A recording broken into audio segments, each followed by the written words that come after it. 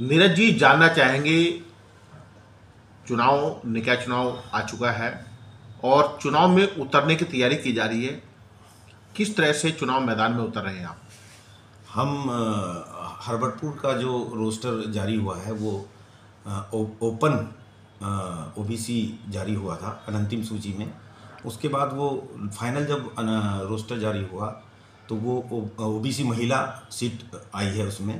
तो मैं सरकार को और निर्वाचन आयोग को बहुत बधाई देता हूँ, उन्होंने महिलाओं को सबसे आगे समझा है। और अब हम जो चुनाव लड़ेंगे, हमारी धर्मपत्नी अब यामिनी रोहिला नगर पालिका अध्यक्ष के लिए चुनाव लड़ेंगी।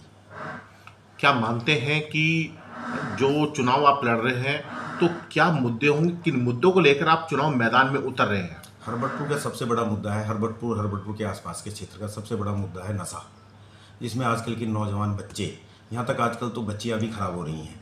सबसे मेन मुद्दा हमारा उसी पे काम करने का होगा कि इस चीज़ को कैसे हटाया जाए। प्रशासन का सहयोग लेंगे, सरकार का सहयोग लेंगे, जहाँ तक भी हमारे से हिम्मत होगी हम इसे सबसे ज़्यादा वर्क इसी काम पे करेंगे।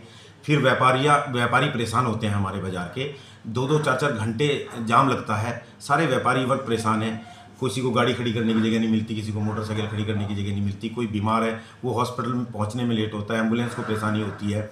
तो उस पर भी हम काम करेंगे सरकार से मिलके या मौजूदा सरकार से मिलके हम इस पर बहुत काम करेंगे कि इस चीज़ को कैसे दूर किया जाए।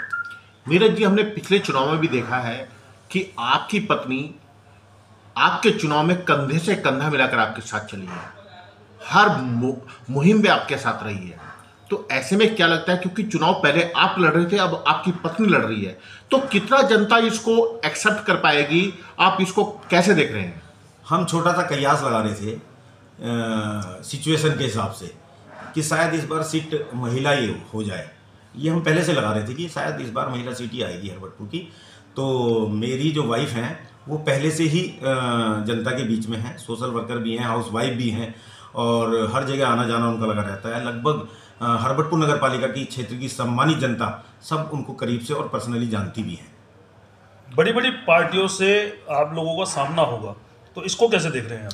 पिछली बार भी 2 बड़ी राष्ट्रीय पार्टियां चुनाव, मैं तो पहली बार चुनाव लड़ा था, मुझे जब चुनाव की ABCD भी नहीं पता थी। तो सम्मानित जनता ने इतना प्यार दिया, मुझे चुनाव लड़ाया और इतने वोट डाले कि मैं लगभग थोड़े से ही वोटों से चुनाव हारा था। जो हरबटपुर है ये सेंटर पॉइंट माना जाता है, यहाँ से हिमाचल, उत्तर प्रदेश, हरियाणा 3-4 राज्यों की सीमाएं यहाँ से लगती है। ऐसे में अगर व्यापार का केंद्र देखा जाए तो वो भी उसके लिहाज से भी, और यहाँ पर अगर पर्यटन की दृष्टि से देखा जाए उसके लिहाज से भी। लेकिन जो यहाँ का जो बस अड्डा बना है वो आज सफेद हाथी साबित हो रहा है, तो क्या कहेंगे इसके बारे में?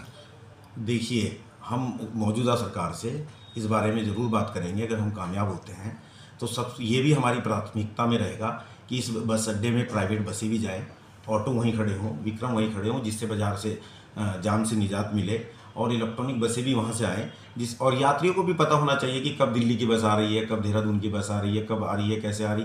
तो यात्री स्वतः ही वहाँ जाने लग जाएंगे। जब तक वो बस अड्डा ऐसा रहेगा तो चौराहे पे तो जाम रहेगा, क्योंकि यात्री वहीं खड़े होते हैं कि बस यहीं मिलती है, बस यहीं मिलती है।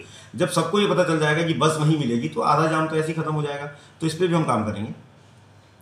ऐसे में अगर यहाँ पर देखा जाए, आप चुनाव मैदान में उतर रहे हैं, लेकिन जनता आपके चेहरे के अलावा क्या आपकी पत्नी के चेहरे को यहाँ पे चुनाव मैदान में वो संभाल पाएगी, देख पाएगी? जब कोई भी चुनाव होता है, ग्राम प्रधान का चुनाव हो, जिला पंचायत का चुनाव हो, या विधानसभा का चुनाव हो, या MP का चुनाव हो, तो जब पार्टियां लड़ती हैं तो वो सामने जब कैंडिडेट होता है तो सिंबल होता है उनके पास जी, वो सिंबल ही उनका चेहरा होता है। तो मैं अपनी धर्मपत्नी का जो सिंबल हूँ वो मैं हूँ खुद, नीरज रोहिला। तो मैं उनको चुनाव लड़ाऊंगा और जनता जितना मुझे चाहती है उतना ही उन्हें भी चाहती है जनता। क्या लगता है कि यहाँ से अगर देखा जाए तो पिछली बार भी जो बीजेपी की प्रत्याशी जो चुनाव लड़ रही थी, बड़े दमखम के साथ चुनाव लड़ रही थी, लेकिन वो हार गई थी, और इस बार भी यहाँ पर देखा जाए तो कहीं ना कहीं सीधे मुकाबला आपका बीजेपी से ही होगा? वो तो हो रही है, मतलब बड़ी राष्ट्रीय पार्टियों से तो मेरा मुकाबला होना ही है। मैं तो एक आज़ाद उम्मीदवार हूँ, मैं तो जनता के सहयोग से चुनाव लड़ रहा हूँ और अपने कार्य से चुनाव लड़ रहा हूँ। अगर मैंने सच में जनता के कार्य किए हैं, बिना किसी स्वार्थ के किए हैं और दिन रात किए हैं, तो जनता चाहेगी कि हम नीरज को वोट करें। पिछले 5 साल से हमने देखा है कि आप किसी भी समाज सेवा के लिए पीछे नहीं हटे हैं। कंटिन्यू, चाहे वो कोरोना काल रहा हो या अन्य रहा हो, उसमें लगातार आपका सहयोग रहा है। तो ऐसे में बाकी सब सिंबल के लिए आगे आएंगे।